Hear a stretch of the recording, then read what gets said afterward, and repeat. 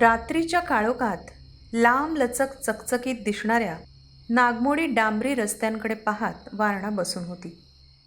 खरं तर रात्र असली तरी म्युन्सिपाल्टीचे दिवे रस्त्यावर सर्वत्र लुकलुकत होते, पण त्याच्या प्रकाशात ते शांत लांबवर पसरलेले अरुंद डांबरी रस्ते जास्त गूढ दिसत होते. मुंबईत 10 बाय 12च्या जेमतेम 2 खोल्यात आणि 12 माणसांच्या कुटुंबात वारणा राहत होती. आई वडील, आजी आजोबा, काका काकू, त्यांची 3 मुलं, एक लग्न न झालेली आत्या आणि तिच्याहून एक लहान काका. त्यातच आता वारणाला नवीन भावंड येऊ घातलं होतं. दिवसभर 2 खोल्यांच्या आणि एवढ्या माणसांच्या गराड्यात वारणा गुदमरून जाई. पिकलेलं उंबर टपकन खाली पडल्यावर त्या एवढ्याशा उंबरात बुजबुजलेले लाल लाल किडे कसे दिसतात? आपल्या घराचा पत्रा जर वरून कोणी उचकटून आत डोकावून पाहिलं ना, तर आपणही असेच दिसत असू, तिला वाटे. उन्हाळ्याची सुट्टी म्हणून वारणा आपल्या आजीकडे औरंगाबादला आली होती. आजोळचं भरलं गोकुळासारखं वाटणारं ऐस पैस घर. वारणाला त्याचं फार अप्रूप होतं. सरकारी घरांची ही वसाहत लांबच लांब पसरली होती. प्रत्येकाच्या हुद्द्याप्रमाणे घरांचे टाईप्स होते. ABCD आणि त्यानुसार रचनाही होती. वारणाच्या आजोबांचं घर D टाईपमध्ये होतं. त्याला दोन्ही बाजूंनी दारं आणि दोन्ही बाजूंनी अंगणही होतं. पुढचं मोठं अंगण मुलांना खेळण्यासाठी. त्या अंगणाच्या समोर छोटे छोटे काळे डांबरी रस्ते होते, जिथून उपनगरामधून बाहेर रोडपर्यंत किरकोळ वाहतूक चालत असे. आजूबाजूच्या प्रत्येक घरापुढे असंच अंगण. तिथून पायऱ्या चढून वर आलं की मग ओसरी, मग हॉल. आतल्या बाजूला पूर्वेला स्वयंपाकघर, त्याच्या डाव्या बाजूला मोठ्या मामाची खोली, पुढे धाकट्या मामाची खोली, मग भला मोठा वरांडा आणि त्याच्या पुढे मागचं अंगण. त्याला आजी परसदार म्हणे. तिथे सीताफळ, शेवगा, कडुनिंब यांची झाडं लावलेली. तिथंच आजीनं लिंपून ठेवलेली भली मोठी चूलही होती. रात्री जेवण झाल्यावर मामा मामी, आजी आजोबा सगळे गप्पा मारत बसत असत. उन्हाळ्यात गरम होऊ लागलं की सगळे रहिवासी पुढल्या दारावरच्या ओसरीवर झोपत, वारणाच्या घरचेही झोपत. आणि असं बाहेर झोपलं की रात्री वारणा हमखास जागी होई. दिवसा गाड्यांच्या आवाजाने गजबजणारे ते रस्ते रात्री असे शांत झालेले बघताना तिला खूप गंमत वाटे. आजूबाजूच्या झाडांची, वर पाहिलं की लुकलुकणाऱ्या चांदण्यांची तिला गंमत वाटे. आजही ती नेहमीसारखी मध्यरात्री उठून बसली होती. आजूबाजूला सगळे गाढ झोपले होते.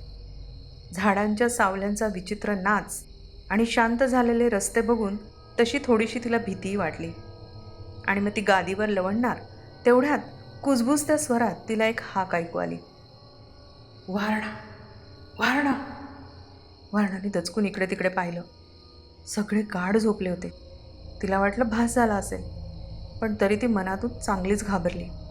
पटकन पांघरून डोक्यावर घेऊन शांत पडून राहिली. तितक्यात पुन्हा तो आवाज आला, वारणा. वारणाने आणखीनच घट्ट डोळे मिटून घेतले आणि आजीच्या कुशीत शिरून पांघरुणात घुसमटून जाईल एवढं स्वतःला लपेटून घेतलं. तरीही तिला सारखं वाटत होतं की कोणीतरी खसकन तिचं पांघरुण ओढेल. भीतीने हातपाय लटलटत असतानाच रात्री कधीतरी तिला झोप लागली. सकाळ झाली. कोवळी उन्हं तोंडावर आल्यावर वारणाला जाग आली. तिच्या आजूबाजूचे सगळे उठून अंथरूण गोळा करून आत गेले होते. आळोखे पिळोखे देत वारणाही उठली. आवरून मुलांमध्ये खेळायला पण गेली.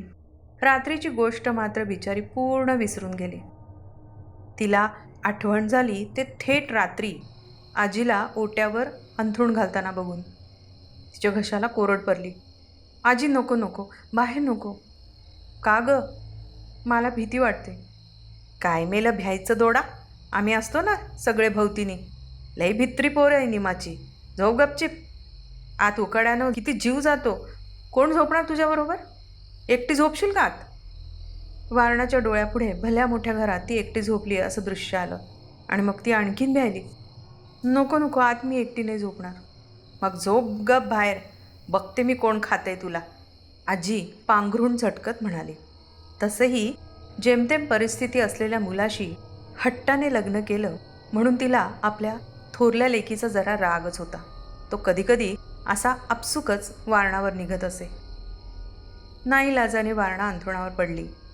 कालच्यासारखंच स्वतःला घट्ट पांघरुणात लपेटून घेतलं. दिवसभर खेळून दमल्यामुळे तिला लगेचच गाढ झोपही लागली. एक प्रहर उलटून गेला आणि मध्यरात्रीच्या सुमारास तोच स्वर आता जरा जवळून ऐकू आला. वारणा. आवाज आला तशी परत डोक्यावर पांघरून घेऊन वारणा निपचित पडून राहिली. तिच्या पोटात गोळा आला. वारणाच्या जीर्ण झालेल्या चादरीला एक छोटंसं छिद्र पडलं होतं. ते बरोबर तिच्या डोळ्यांपाशी येत होतं. त्याच्यात बोट खुपसून तिनं ते आणखी मोठं केलं आणि बाहेर पाहू लागली. समोर रस्त्यावर दिव्याखाली कोणीतरी उभं होतं. पांढरे शुभ्र कपडे अंधारातही चमकत होते. त्या अंधारातही आणि पांघरुणातून दिसणाऱ्या त्या एवढ्याशा छिद्रातूनही तिला कळलं की ती व्यक्ती वारणाकडेच बघत होती आणि हातवारे करून तिला जवळ बोलावत होती. क्षणभरच नजरानजर झाली आणि मग एकाएकी भारल्यासारखी वारणा उठली आणि थेट पांघरुणातून बाहेर पडली. समोर बघत भारावल्यासारखी चालायला लागली. समोरच्या व्यक्तीच्या चेहऱ्यावर आता विकट हास्य होतं. पुढचं ग्राउंड संपत आलं आणि आता उडी मारून ती समोर जाणार तेवढ्यात मागून तिला कोणीतरी धरलं. ती एकदम झटका बसल्यासारखी तिथेच थांबली. कुठं निघालीस रातीची? आजीच्या खेकसण्याने वारणा भानावर आली आणि तिने समोर बोट दाखवलं. ते बोलवतायत. कोण बोलवताय? कोण बी नाही तिथं, चल. आजीने वारणाला आत घरात नेऊन झोपवलं आणि आजीसुद्धा तिच्याजवळ झोपली. दुसऱ्या दिवसापासून मात्र आजीनं आजोबांच्या मागे टुमणं लावलं. निमाच्या पोरीला घरला नेऊन सोडा. रातच्याला झोपेत चालायची सवय हाय तिला. आपल्या जीवाला घोर नको. बिचारी वारणा. तिला काही आठवत नव्हतं. आपण केव्हा उठलो, केव्हा झोपेत चालायला लागलो. अजून तर 8 दिवस पण झाले नव्हते येऊन. किती गोष्टी करायच्या राहिल्या होत्या. मन्या, चिमी सगळ्यांबरोबर खेळायचं राहिलं होतं. आता त्यांचे 2च पेपर राहिले होते शेवटचे. ते झाले की मग सगळ्यांनी मिळून धम्माल करायची होती. दगड मारून आंबे पाडायचे होते. मेहंदीची पानं दगडावर वाटून हात रंगवायचे होते. दुपारच्या टळटळीत उन्हात खेळून दमल्यावर डिडोणीच्या पानांची गादी करून त्या थंड थंड गादीवर झोपायचं होतं. चटक्यांचे बिया घासून चटके द्यायचे होते. आजी आणि तिच्या सगळ्या मैत्रिणी शेवया वळायला येतील तेव्हा पाटावर बसून हातानं शेवया वळायच्या होत्या. कुरडईचा गरम गरम चीक दूध साखर टाकून खायचा होता. बाप रे, हे सगळं टाकून त्या घरात जायचं. त्या वारणाला आपलं कोंडवाड्यासारखं घर आठवलं आणि ती रडायला लागली. नको आजी, नको ग मला तिकडे पाठवू. मला अजून राहायचंय. गपदोडा. काल मला जाग आली म्हणून, नाहीतर गेली असते कुठं बी. आणि निमाला मी काय उत्तर दिलं असतं ते काय नाही. तू आपली घरला जा तुझ्या. लागलं तर ये मागणं परत आईबरीबर. लहानग्या वारणाचं मन रांगड्या आजीला कसं कळावं. शेतकऱ्याची अशिक्षित मुलगी ती. सगळी हयात गेल्यावर आता कुठेतरी थोडं शुद्ध बोलायला शिकली होती. वारणा रड रड रडली.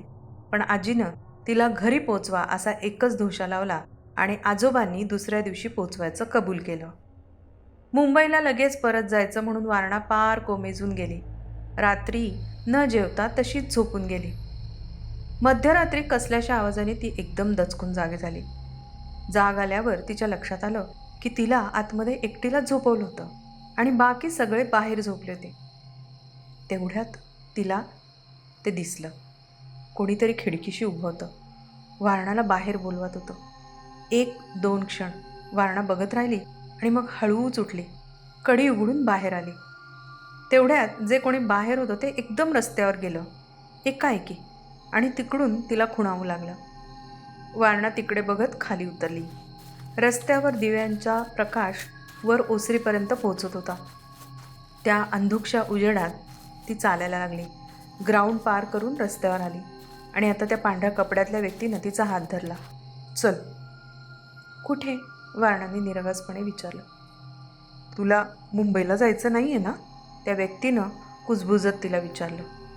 नाही जायचं, पण आजी इथं राहून देत नाही.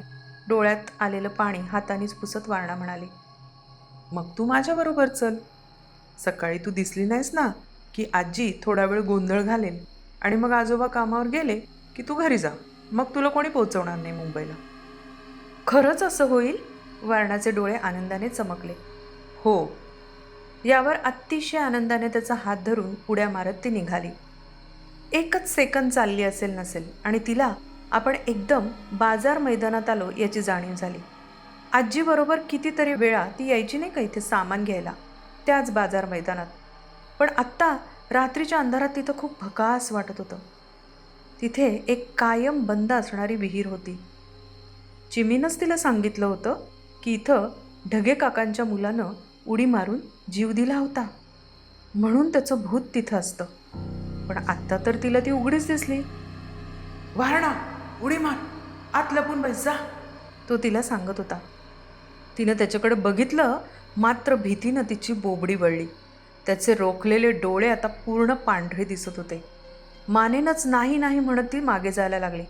त्याचे ते घाणेरडे पांढरे बटबटी डोळे आता गरगर गरगर फिरायला लागले. जा आत, उडी मार, लपून बैस. डोळ्यांबरोबर मानही जोरजोरात फिरायला लागली. जा आत, उडी मार, लपून बैस, वारणा लपून बैस. वारणा ओरडायला गेली, पण तिची किंकाळी आतल्या आतच राहिली. समोरचं भयानक दृश्य पाहून ती तिथेच बेशुद्ध पडली. सकाळी भाजी घेऊन येणाऱ्या बायका, दूधवाल्या, सगळ्यांना एक 9-10 वर्षाची लहान मुलगी विहिरीजवळ बेशुद्ध पडलेली दिसली आणि एकच गलका उडाला. त्यांच्यापैकी कोणीतरी तिला ओळखलं. अरे, ही तर पिंगळेबाईंची नात. झालं, घरी कोणीतरी वर्दी दिली आणि सगळे पळत पळत आले. वारणाला उचलून घरी आणलं. आता ती शुद्धीवर आली होती, पण अंगात मात्र सडकून ताप भरला होता. ताबडतोब मुंबईला फोन केला आणि वारणाच्या आईनं भावाला विनवणी केली की तिला घरी घेऊन या. त्या माऊलीला माहीत होतं गाडी भाड्याची सोय होईपर्यंत 4-5 दिवस जातील. कोणी उसनेपासनेही लवकर देणार नाही, कारण आधीची सुधारी थकली होती. वारणाला आणायला खूप दिवस लागतील, त्यापेक्षा तिकडून कोणीतरी पोहोचवलं तरी लगेच येईल. तरी कधी एकदा वारणाला बघीन असं तिला झालं होतं. निरोप ऐकल्यावर मात्र मामीनं नाक मुरडलं आणि वाटलंच होतं अशा प्रकारचा एक झटका मानेला देऊन ती आत निघून गेली. स्पेशल गाडी करून वारणाला मुंबईला नेण्याची तयारी सुरू झाली आणि मामा गाडीवाल्याशी बोलायला बाहेर गेला. तोवर परत तिला आवाज ऐकू आला. वारणा, येतेस ना लपायला? वारणाने क्षीण नजरेने आवाजाच्या दिशेने पाहिलं आणि तिला तो दिसला. ढगे काकांचा मुलगा खिडकीत उभा राहून तिला बोलवत होता. गाडी दारात उभी करून मामा जोरात हाक मारत आला. आई, चला निघूया, गाडी आली बाहेर. आजी लगबगीनं वारणाजवळ गेली. वारे, चल बाई घरला तुझ्या जाऊ. वारे, ए वारे. आजीनं हलवलं तशी वारणा कलंडली. डोळे उघडेच होते, त्यात जीव मात्र नव्हता.